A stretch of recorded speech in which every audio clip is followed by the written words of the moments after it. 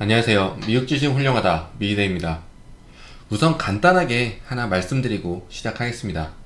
저는 계속 쉽게 간단하게 주식하자는 주의이기 때문에 다른 분들이 3분에서 5분 이야기할 수 있는 이야기들을 1분으로 줄여서 전달을 해드리려고 하고 있습니다. 필요 없는 이야기 다 빼고요. 그래서 영상이 짧은 경우도 있습니다. 짧다고 하시는 분들이 혹여 있으셔서 오해 없으셨으면 좋겠습니다. 그리고 구독과 좋아요 부탁드립니다. 오늘 미증시는 다우는 오르고 S&P 500과 나스닥은 빠졌는데요. 나스닥이 많이 빠졌습니다. 이번에는 인플레이션을 받아들이는 해가 될 것이다 라고 말씀을 드린 적이 있는데요. 피부로 와닿는 물가 상승도 곧 받아들여야 하고, 지난 과거를 보면 계속 인플레이션을 받아들이면서 지금까지 왔습니다. 그리고 인플레이션으로 섹터 로테이션이 일어날 수도 있는 부분이고요. 이 중에는 금리 인상 이슈도 있겠고요. 이런 경우는 확인하면서 주식을 해야 되는 부분이 에너지 섹터입니다. 그러면 유가를 제일 먼저 봐야겠죠. 인플레이션을 자극할 수도 있는 부분이기도 하니까요. 국제 유가는 오펙에서 기존 증산을 유지하겠다고 했습니다. 70불 밑으로 떨어지면서 하락세를 보이다가 다시 상승세로 전환된 상황인데요. 국제 유가가 오르니까 에너지주도 오르는 모습이고요. 이번 해에는 에너지주들의 상승을 예상하는 곳이 많은 듯합니다. JP몰간에서도 이번 해에는 에너지, 자동차, 여행 관련 종목들이 좋을 것이다 라고 했고요. 그러면서 미국 증시는 추가로 더 올라갈 수 있다고 했는데요. 올해 실적 전망이 낮게 전망되고 있어서 예상치보다 많이 상회하는 실적 전망이 나올 것이고, 이 부분이 증시 상승을 만들 것이다 라고 했습니다. 오늘 자동차 주도 올랐는데요. 그 중에서 포드가 전기차 주문을 받고 있다는 이야기가 나왔습니다. 예약은 이미 받고 있었는데 이제 본격적으로 시작하려는 모습을 보이면서 많이 올라갔습니다.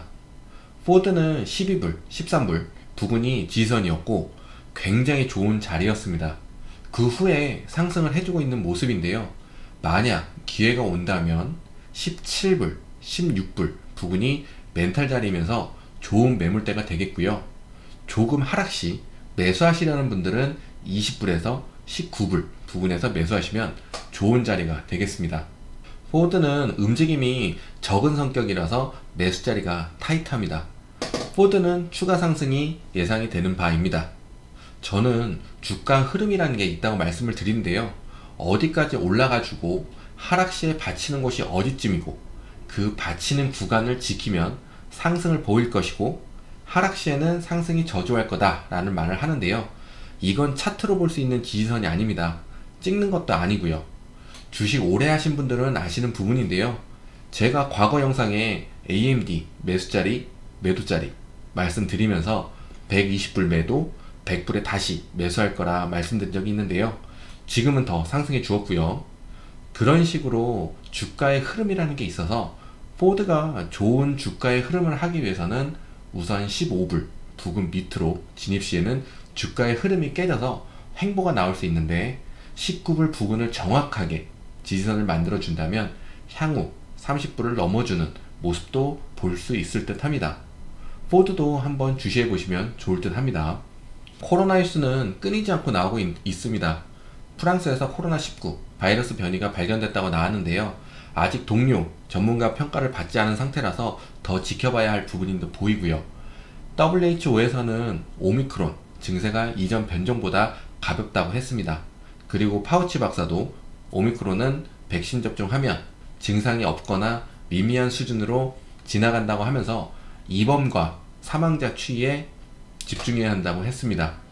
이런 부분들은 봉쇄 가능성은 굉장히 낮아진 것으로 볼 수 있는 부분이죠. 제가 지난 영상에서 은행주, 반도체주 보시면 좋겠다고 말씀을 드렸습니다. 작년에 테이퍼링 한다고 은행주가 좋을 것이다 라고 할 때도 저는 은행주 상승이 나올 때가 아니라고 생각했었는데, 이번 해에는 은행주에 물살이 들어올 수 있을 것 같은 모습입니다. 당연히 금리 상승의 영향도 있겠는데요. 금리가 당분간 올라갈 거란 이야기 계속 나오고 있습니다. 1분기에 2%까지 올라갈 수 있다고도 했고요.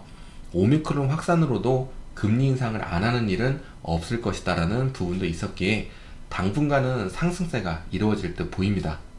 오늘 10년물은 1.65까지 올라왔습니다. 그리고 제가 말씀드렸던 부분, 주가 인플레이션. 인플레이션이 일어나면 몇몇 종목에서도 주가 인플레이션이라는 것이 일어납니다. 물가가 오르듯이 주가도 오른다고 보시면 되겠습니다. 이번에는 작년보다 수익률이 낮을 것이다 라고 생각이 드는데요.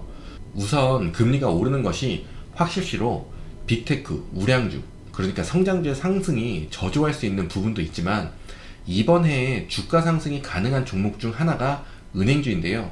은행주의 성격은 오르다가도 멈추고 지난 해의 성장주처럼 막 오르는 종목이 아니라서 당연히 이번에 금리 상승으로 다른 성격을 보여줄 수 있지만 우선 기본적인 베이스가 있기 때문에, 그러니까 태생적인 거죠.